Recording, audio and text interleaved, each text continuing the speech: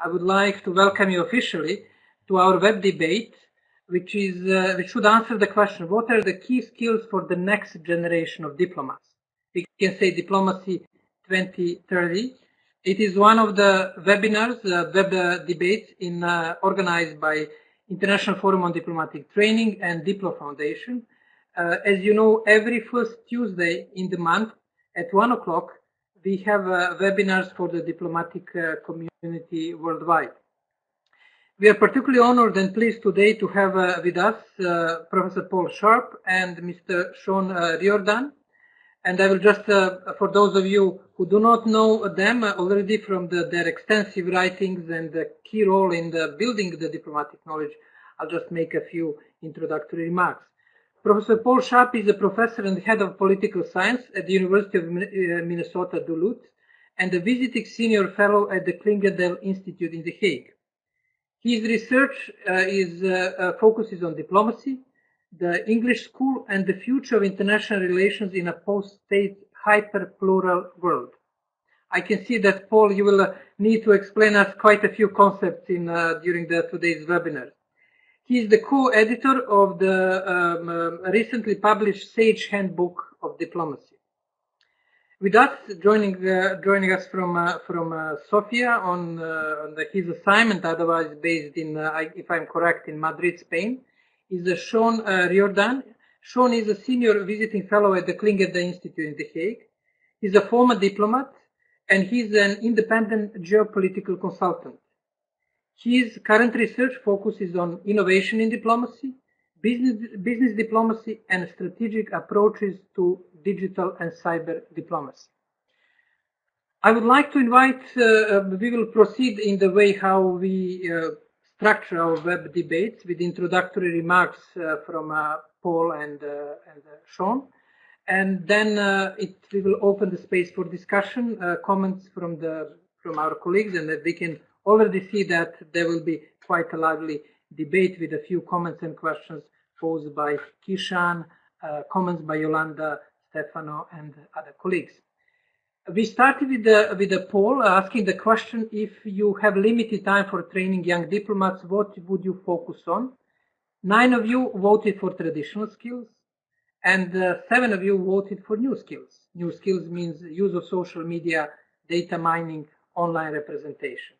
That could be probably one of the initial inputs into our discussion, and with this, it sets the stage for the introductory remarks from Sean and Paul. Sean, could you tell us what are your initial comments on this next generation of diplomats? I think my first problem with the poll question was not really recognizing what you refer to as traditional skills. With negotiations of traditional skills, I don't think either protocol or law are traditional diplomatic skills. I would replace that with networking, empathetic analysis, as far more important in traditional diplomacy. Above all, networking and the ability to build coalitions among other governments and other countries. Now, if we extend that to modern media, then clearly these are modern media skills. The technology changes. We use social media instead of face-to-face contact. In some ways, networking becomes easier because we've got these remote tools available. But the content doesn't change in terms of what you're doing. Where I do think we have got to change, and this is where young diplomats will have to be different to their predecessors, is the whole raft of new actors who've come into international relations. This might be what Paul means by multipolar interactions. Diplomats today have to deal with NGOs, they have to deal with companies, other social groups, in forming coalitions to take forward the global issues agenda. For example, climate change, for example, pandemic diseases or other global issues. And this kind of diplomacy, multi-level coalitions, multi-level networking, requires very different skills in terms of personal interrelationships. To give really 2 very quick examples, and I'll hand it over to Paul. One is the previous obsession with confidentiality, with secrecy, becomes irrelevant in a world of networked diplomacy, where you're spending much of your time dealing with online organizations, corporations, civil society groups, where power comes as much through sharing information as in hoarding it. And secondly, one of the challenges that we're going to have to deal with is one that arises from Paul's work on diplomacy as a Lebensform, form, or as a form of life, whereby diplomats are able to act together because they share very similar values, very similar worldview. They don't really belong to any country as such. And that disappears with the introduction of the non-state actors who will not share that diplomatic life form, if you like.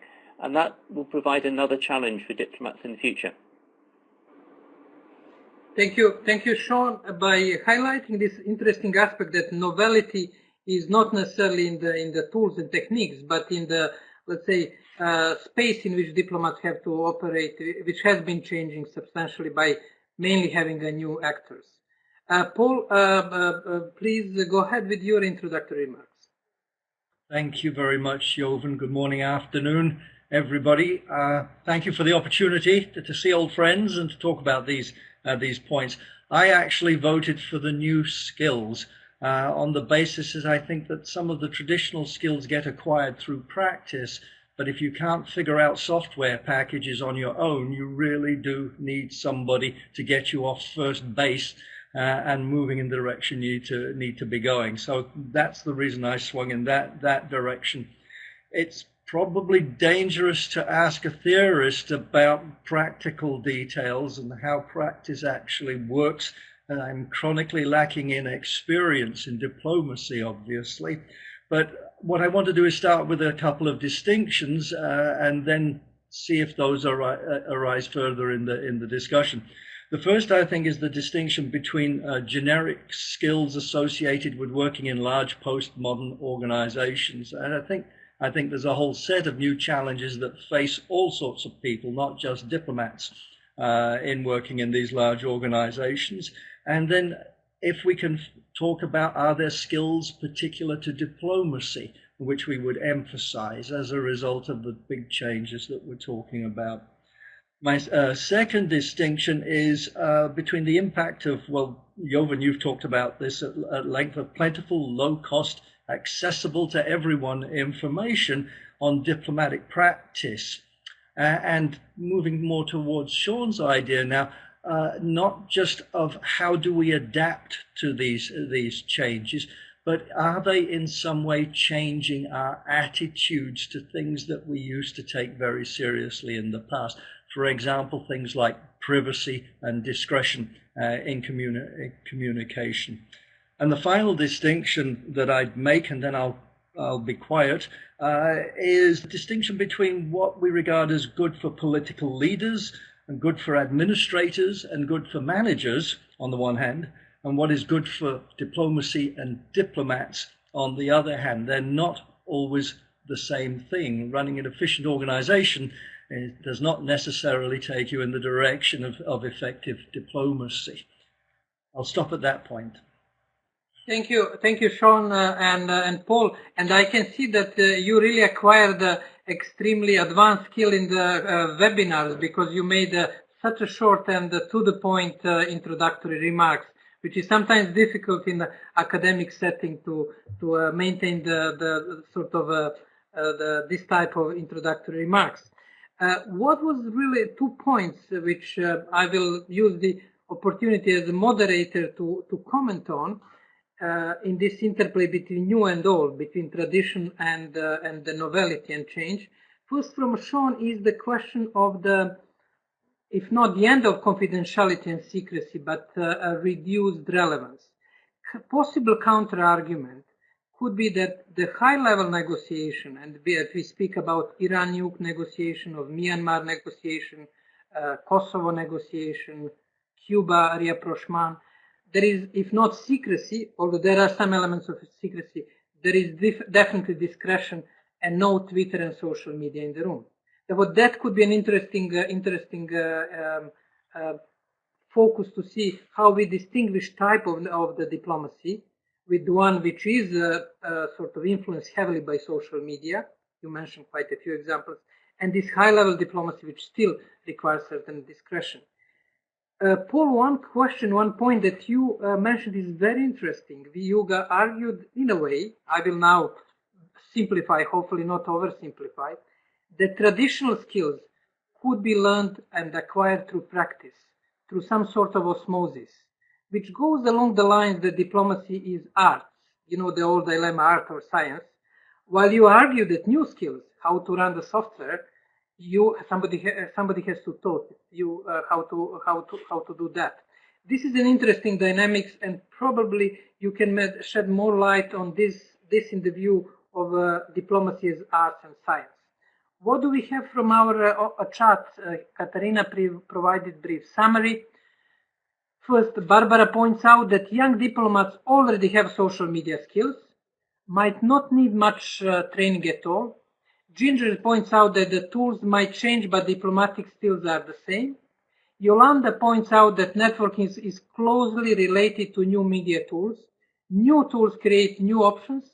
Kishan adds skills at managing relations at the core task of diplomacy. Stefano's comment: to answer properly to the question, we should specify if we are referring to training people with no knowledge of diplomacy or people who have already studied relevant subjects or with experience in the field.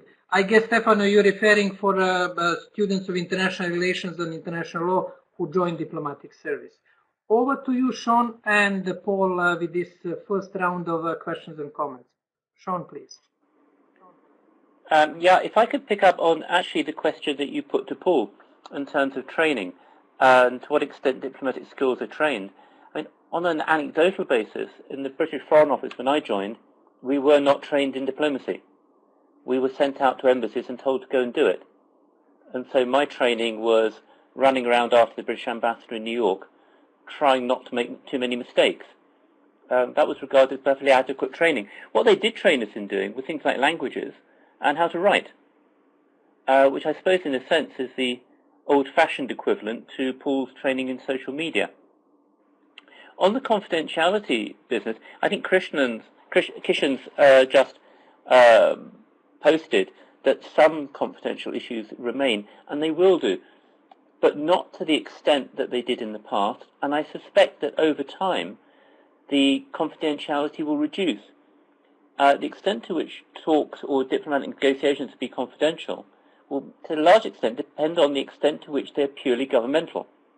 If you're dealing with issues in which NGOs are becoming involved, in which companies are involved, and to give an example, a big issue that's coming up now is going to be the regulation of cyberspace. How do we deal with a whole series of regulatory issues in cyberspace, like, for example, confidentiality, privacy, taxation, reliability, a whole series of cyberspace regulatory issues. These are issues that have to be negotiated by companies, by NGOs, by civil society groups, and by governments, and by international organizations. And in that kind of highly complex multi-level negotiation, confidentiality becomes much less relevant. If we're talking about old-fashioned geopolitical negotiations between governments, where only government representatives are present, then I agree at the moment they're likely to be more, confidentiality is likely to be more important. But I throw out a challenge. We're talking now, I mean, certainly Paul and my generation, we're not digital natives. I suppose we're what you might call green card holders. We're allowed to use digital equipment sometimes as long as we don't break it. But as a younger generation grows up who are digital natives, they're going to think about these things very differently. And the extent to which they're going to use digital media to connect directly between political leaders, between different groups in society, I think is going to imply far greater changes than anything we've seen yet. Thank you, Sean. Paul, over to you. I'll make 2 points there. The first is I'll go to a very granular level of generic training that I think is necessary. In any large organization, the balance between doing what we regard as our work and reporting on the fact that we're doing our work and demonstrating that we're doing our work is shifting. We spend more and more time giving accounts of ourselves rather than the actual doing. And I think that is a matter for training about how to get the balance of that right, and how to do the reporting part without it becoming particularly burdensome. I don't mean diplomatic reporting now. I mean organizational reporting, metrics, measures, outcomes, these sorts of things. I say these are generic problems because they're facing us in universities, they face other large organizations, and I think that's a work balance that people have to confront in all professional settings. The second point on confidentiality, I'm struck by the number of junior diplomats, US diplomats I met who are part of the social media generation, and also my teenage children, as they were not so long ago, who grow up presenting all sorts of intimate details of their lives and saying all sorts of things about each other on social media. And a sense of a barrier developed between how much of that sort of stuff should be taken seriously and how much it can be just ignored as people say stuff all the time. And I'm just wondering if we are going to start to see that sort of from the ground up change in attitudes to confidentiality. We look at the embarrassments with WikiLeaks over diplomats passing comments and judgments about the people to whom they're accredited. In the days of Satow, he would tell you stories about people immediately resigning when those sorts of stories surfaced. And no matter how shocking and embarrassing some of these revelations have been recently, we don't see those sorts of calls for people to ask for their passports and be sent home. So I'm just wondering if there is not just a how do we cope? Do we have to use typewriters now, as they're saying at the top of the State Department, instead of email? But do we just adjust to the fact that we hear each other's thoughts about things much more and don't react so strongly to them? Thank you, Sean and Paul. And you really opened so many interesting aspects to this discussion. One is that the line of the novelty and the new tools and techniques that we use, social media, is not necessarily straight. There will be some sort of turns and twists, as we saw with WikiLeaks, as we are seeing with different negotiations. And you, Sean, mentioned cyber negotiation, where we are quite present. And it's very interesting to see how, for example, on internet governance, there is very multi-stakeholder negotiation, but on cyber security, it is discussed in the spirit of the first committee. And although cyber security cannot be ensured without private companies, this is really quite close negotiations with well, spirit of disarmament community and first UN committee community. What is really interesting, and now we had a few comments from our guest, Enrique, argue that current curricula in diplomatic academies are tilted towards traditional skills rather. This is interesting. It's counterintuitive in a way. And then Kishan indicated issues that demand confidentiality remain and are often of vital importance. But the bulk of time of typical ambassador is taken, say, even up to 70% of time with economic diplomacy, which is largely a fairly open exercise. Then we have Stefano agrees. This is one interesting question that I would like two of you to comment on this comment from Enrique and Stefano, that curricula is becoming more and more traditional. And Stefano, he liked the green card holder concept. It's really innovative. I was terrified by this organizational reporting, metrics, outcomes, outputs, impacts. But Paul, you are very, very right. It is influencing the way how diplomacy functions, and diplomats spend more and more time ticking the boxes in complex organizational metrics than meeting people outside the embassies and missions, what should be their profession. This is an interesting question that should be faced by many ministries of foreign affairs. This question of accountability, which is obviously desirable, and transparency, is in some extent going into the other extreme, or being the ritual which is taking a lot of energy and time. Doctors are not checking anymore the patients; they are filling the forms. Professors are not anymore teaching the students; they're filling the forms. And this is now coming gradually to diplomacy. With these few comments, in particular, that academies are returning more and more to traditional curriculum, And what Yolanda indicated, that maybe new diplomats, new generation of diplomats need some sort of traditional training in protocol and etiquette because of the much wider catchment area for the new generation of diplomats. What is your take on it, Sean and Paul, about the return of traditional training, and later on if you can reflect on this organizational reporting mantras in diplomacy? Over to Sean, you. I'll let you go first. Okay. I'll take the last one first. I had a management officer in an embassy who once gave me very good advice on organizational reporting. He said, never reply to any request for information until you've already received 2 reminders. His theory was that he only ever got the second reminder on 10% of the information he was asked for, so obviously nobody ever wanted the rest of it. I think there's a very serious point there, though, that when we introduce new technologies, information technologies, into foreign ministries, instead of using them to liberate embassies and liberate ambassadors to go and do their work and integrating the embassies in the policy-making procedures, we instead used it to micromanage what embassies are doing, ever more reducing the ability of diplomats to go and be diplomats. I think that was a serious mistake. In terms of the training, going back to traditional training in academies, one of the problems is that new approaches to diplomacy have become obsessed with social media.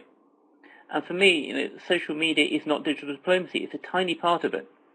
And we're at the same time missing all sorts of other more innovative things we could be doing, like crowdsourced analysis, like using data mining as an intelligence gathering operation, data mining in consular diplomacy so we can identify where our citizens are during a crisis, how we can help them, using online platforms for scenario building, simulation exercises, bringing together people from different communities in conflict zones.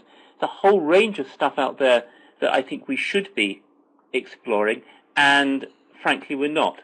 And we're not doing it in diplomatic academies, and we're not doing it in foreign ministries because of social media obsession.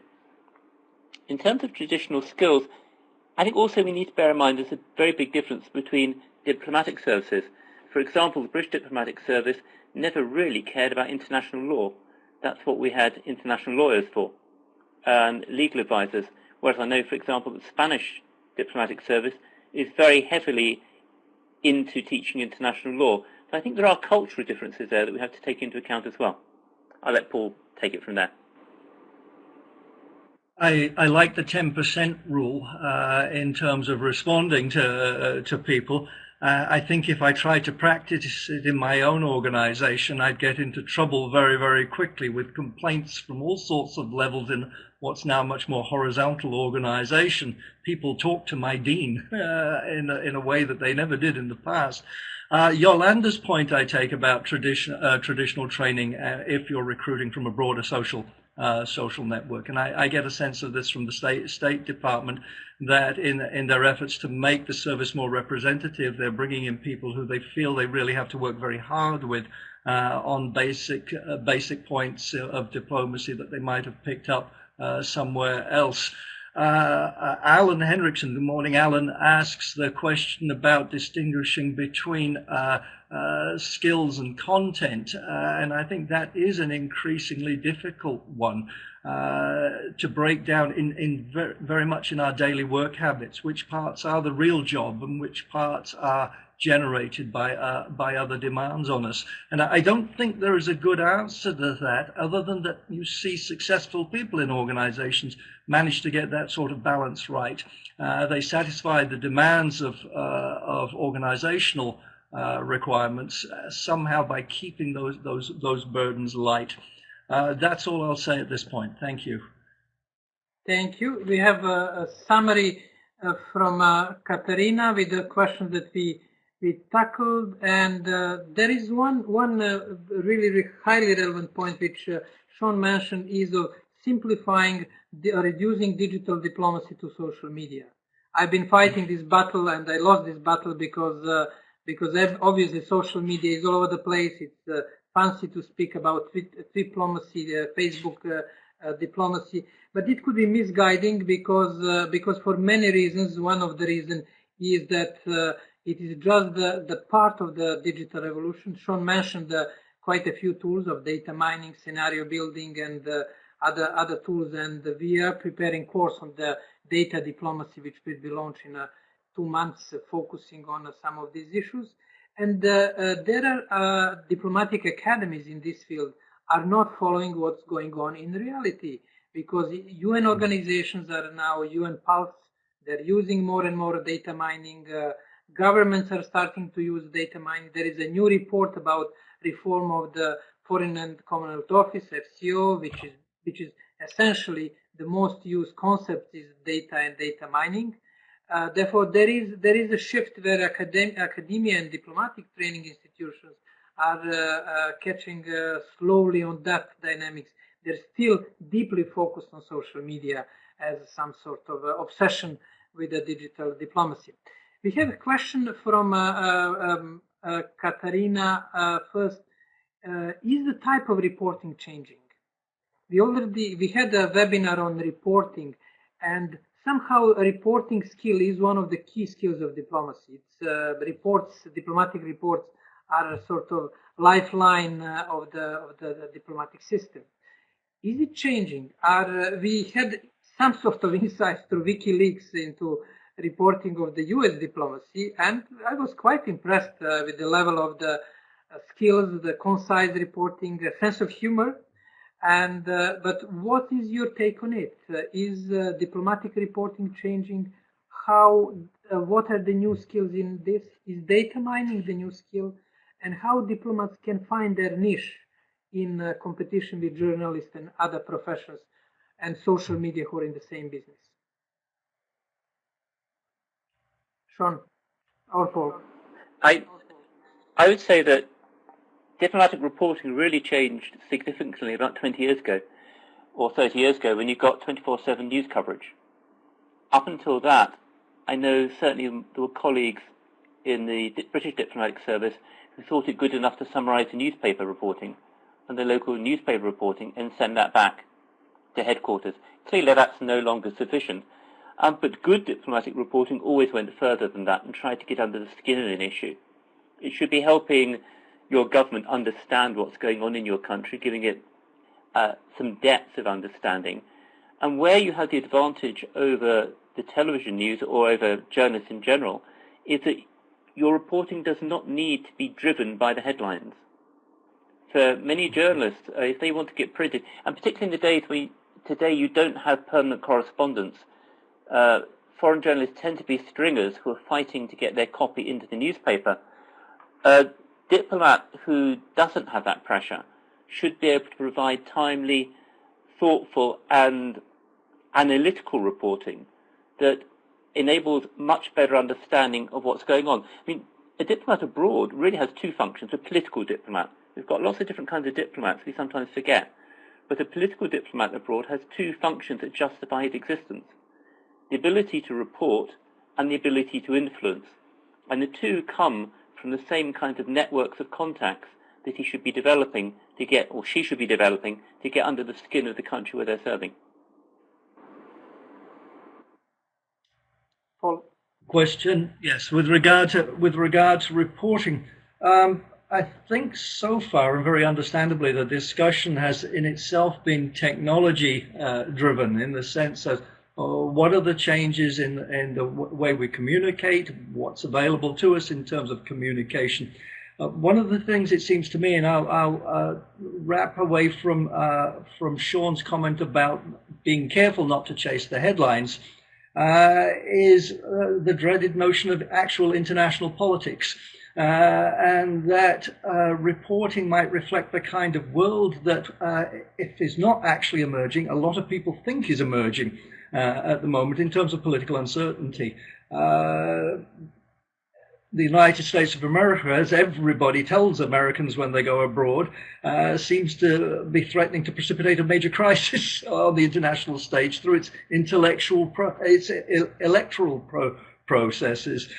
Great Britain has done what experts said it wouldn't do. And I'm just wondering, when I listen to this notion of how reporting has changed, are we starting to move back towards a much more politically focused reporting, a reporting that's based not on problem solving in the way that diplomats find themselves absorbed in such a world of problems and technique, but much more a question of what on earth is happening in terms of uncertainty, and how is that uncertainty to be managed by diplomats, getting away from getting to yes, because there ain't no yes to get to at the moment, and the skill in developing the idea of how do we live with non-solutions. I know I've touched on a bigger question there, but there is an international political world of headlines, of reactions to headlines, that's sitting out there, and I think that also needs to be addressed by diplomats and managed. Sean and Paul, one underlying the common point to your comments on the new skills for reporting is that diplomats need, in a way, if I can simplify, slow reactions to the fast-changing world. They have to step back. They have to create a broader picture. They have to put the information in the context. Context is extremely important, local, global, national context, and provide sound advice what is going on. That's, in a way, what would you advise diplomatic academies to teach their diplomats? Yolanda had an interesting comment arguing that the reporting is changing because of some sort of, let's say, self-censorship of diplomats, especially after the WikiLeaks, and the possibility that what they write it can become the public information. This is an interesting development, completely under-researched. As far as I know, Paul, you may know better from the United States, for example, to know what is the impact of WikiLeaks on the style of reporting. That would be an interesting question for Stefano, and he's now answering it already. What would Stefano teach the Italian diplomats? What did he teach Italian diplomats about reporting? And his comment, his current diplomatic reporting should be analytical, but at the same time it needs to be short, to be read. Therefore, concise. This is obsession of the modern era. These two needs are not always compatible. Very interesting point. Concise but analytical. Almost mission impossible. That would be an interesting comment. It would be interesting to hear your comments. Kishan Rana is arguing that diplomatic reporting has not changed as much as some believe. Speaking true to power, home audience, remain as vital and at times risky as ever. Great comment. Brave diplomats and people who can do it are important. We had, therefore, these are questions that we may just quickly comment on this, Kishan's speaking truth to the power, and Stefano's reflection on interplay between concise and analytical. Quick comment, would you like to, any one of you? Well, I can combine both of them anecdotally in that writing reports for Margaret Thatcher when she was Prime Minister, which was definitely talking truth to power, and we had to do them in 3/4 of a side of paper. Well, she wouldn't read them, they get sent back to you. So it's not new having to write short analytical reports. It's something that goes back some time. The issue of writing truth to power is not so much a question of training, I don't think, but structure of diplomatic services and culture within diplomatic services. And sadly, I think certainly in Britain, it's something we lost during the Blair years, where the British diplomatic service, senior diplomats, got far too close to the Prime Minister and the sofa cabinet, as it was called, and the culture of diplomats standing up to their political masters more or less disappeared in Britain. I think it's going to be quite difficult to get it back.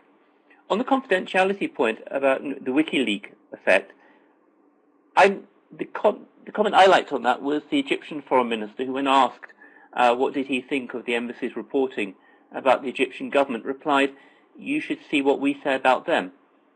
I think among professional diplomats there was kind of acceptance that, yep, we all insult each other in our private correspondence, and that we really shouldn't take it too seriously. Which rather comes back to the initial point I made about the advantages, as Paul has described in his work, of a professional community of diplomats, and the problems it's going to cause as we start losing that. Excellent. I very much like Kishan's comment about diplomats speaking truth to power, and a long tradition of, as it were, hero diplomats being brave about doing that. Although there is a British comedian who says that speaking truth to power is hugely overrated, insofar as power looks back at you and says you don't know the half of it in terms of what is actually going on. It doesn't need to be told, as it were. Perhaps it needs to be confronted would be a more accurate account.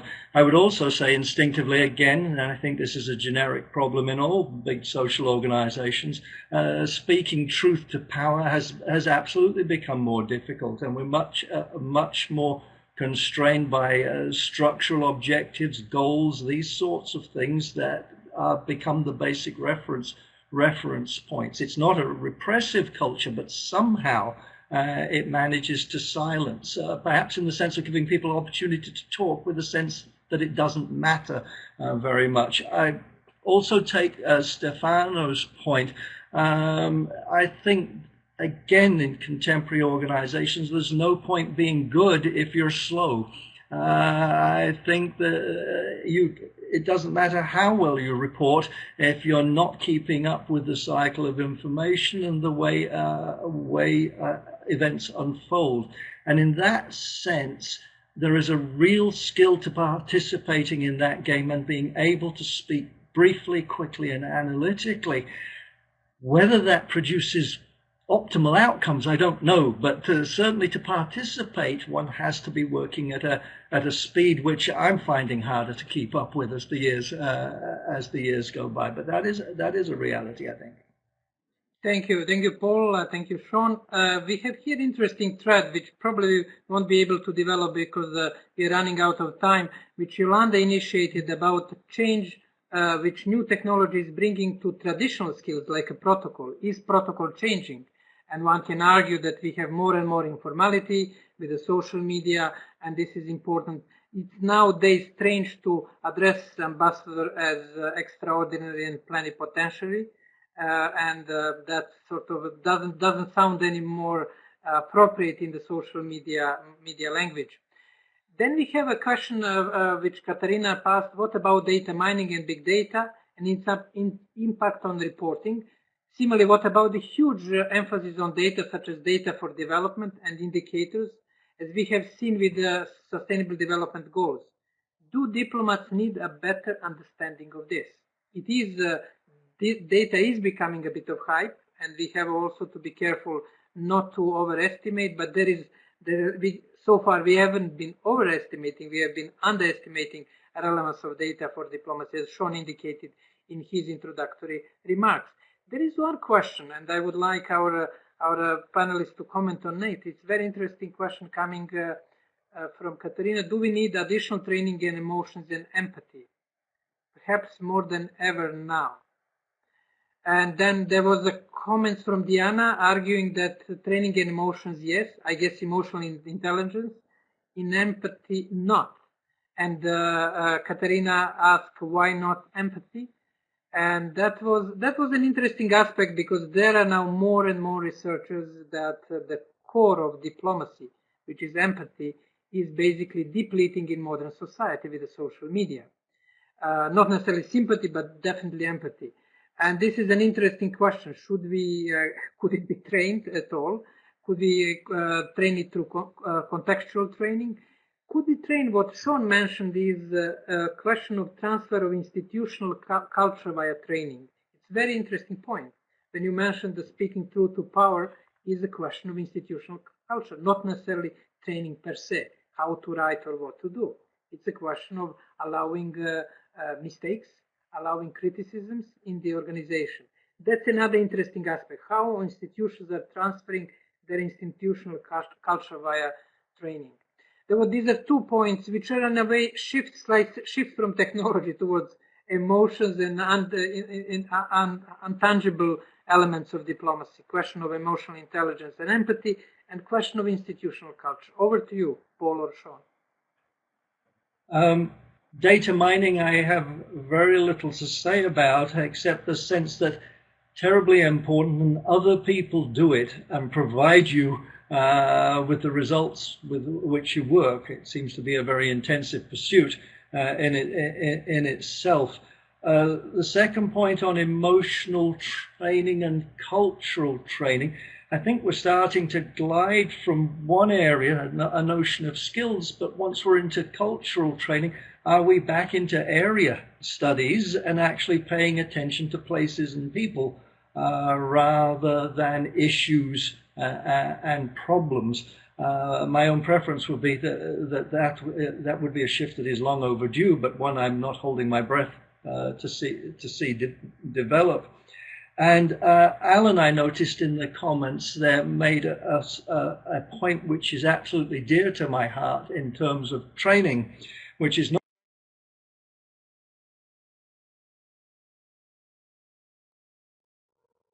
It seems that we lost Paul.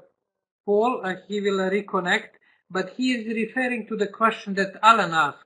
Should diplomatic academies do more to train diplomatically relevant outsiders from corporations, media service, NGO, and how? So that international relations becomes more diplomatic as they must. I can see, Paul, I just read Alan's question while you were away, and we can, you're probably muted. Alan, your question was So much, how do we? Go ahead. I'm back. I think I'm back. Can you hear me? Yes, Paul, go ahead, please. Oh, excuse me, Owen.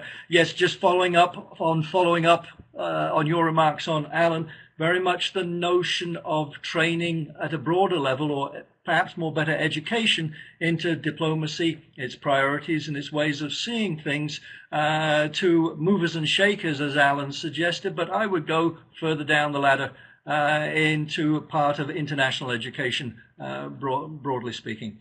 And I'll finish at that point since it took such a long time to make it. Thanks. Excellent. And Yolanda indicated that, Sean, you have also spoken through to power. And I can notice. Yeah, I think one paternity is that many British diplomats spoke through to power, joined diplomatic training. Is there some sort of paternity? Well, I was inclined to go back to Yolanda and say, well, I may have done, but look what good it did me. Picking up on some of the comments, I agree absolutely about training people from other backgrounds. I think Paul and Alan are absolutely right. The more that we're going to have NGOs, the more that we're going to have companies, corporations, and others taking part in diplomatic debates, in diplomatic conversations, the more they can be trained in some of the skills we think diplomats need, the better. On the emotional side, I'm not sure it's emotional training, but empathy is absolutely essential to everything a diplomat does. You cannot have good policy analysis without empathy. You cannot have good policy development or implementation without empathy. And if you're going to say what is a key role of diplomats in the 21st century, I would say the capacity for empathy, which politicians either do not have or are not allowed to have, and the media definitely do not have, becomes absolutely essential. And one of the arguments I would make as to why we've gotten such a mess with Russia over the Ukraine, over the Crimea, has been our inability to see things from Russia's viewpoint. Doesn't mean you agree with them, doesn't mean you sympathize with them, but as a diplomat, analyzing a situation, making policy recommendations, is absolutely essential that you are capable of seeing it through the eyes of the other parties. Fundamental in developing strategies for dealing with issues. Thank you, Paul. We have here the comment from Stephanie, indicated that training institutions are witnessing extension of the training catchment beyond diplomats, as more students from non-diplomatic background are applying with diplomatic training institutions to study diplomacy. We are noticing it, and I still remember how one of the former directors of diplomatic academies in Vienna said that their name is misnomer because they train less and less diplomats. and more business people, NGO activists. Therefore, in a way, it is not anymore diplomatic academy if it refers for training of diplomats. I would like now to just wrap up our interesting discussion, and we have a few leads in the online chat that will further develop. I think we outlined major new skills that diplomats will need in the future. The discussion we're moving between very traditional ones, including question of empathy, which is as old as diplomacy, and the new ones related mainly to technology. And we make a nice detour from social media as obsession of digital diplomacy to the broader realm of the data mining and other tools. Very interesting insights about diplomatic reporting, that it should be almost mission impossible. It should be fast in reaction, it should be concise, and it should be analytical. Now, that is the real challenge for diplomatic services, to train their diplomats to react fast, and to have in the same time analytical and concise writing. We will be preparing a summary report, and like with other webinars, the webinar's main aim of webinar is to initiate discussion. Therefore, there will be follow-up comments. I would like to give a floor to Sean and Paul for their concluding remarks and reflections on today's discussion. Sean.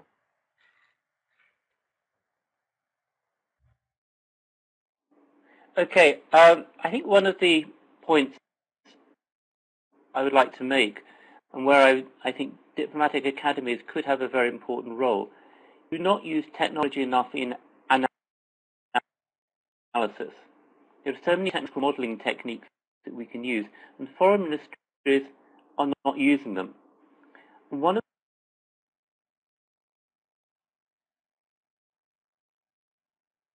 the key things that we need to use technology for reflection, for debate, questions. We talk about the need to speak, politicians, diplomats don't have time to reflect or think. I think one of the things we need to do is actually start developing the technologies.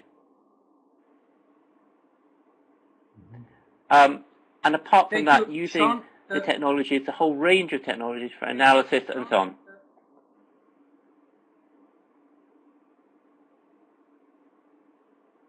Thank you, Sean. You are referring to bringing diplomacy into strengthening one of the core functions, strengthening one of the core to analyze, to question. The really strong message. Yes, and develop using the technology. We started looking at concluding message. Yeah, use the technologies to develop that capacity, those spaces for reflection. Thank you. Paul? Well, three very brief remarks. One prompted by what you're saying about diplomatic academies. If they are changing, it seems to me they're going to have to make a double change, in that many of them focused on teaching prospective diplomats about other things like international political economy rather than diplomacy. So the shift will be away from teaching would-be diplomats about other things to teaching non-diplomats about diplomacy. There's a double shift operating there. The second thing is prompted by one of the comments here. Rasimandao said, and we also need to master international law. And it seems to me that what we have here is a generic problem of being asked to do more and more and more, without any sense of what do we stop doing. And I don't really know how we master that sort of request. My final comment, those of you who are interested in academic archaeology will see sitting behind my right shoulder a microfilm reader as a way of getting information. I will point with my pen with any luck, and it's that over there. And what I would like to say here is that technology changes just generally wash over us and change us unconsciously in many ways. We lose skills, gain skills without worrying perhaps too much about the process of how this is done effectively and efficiently. Thank you. Thank you, Paul. It's a lovely reminder of the technological evolution and very, very physical. We can see it.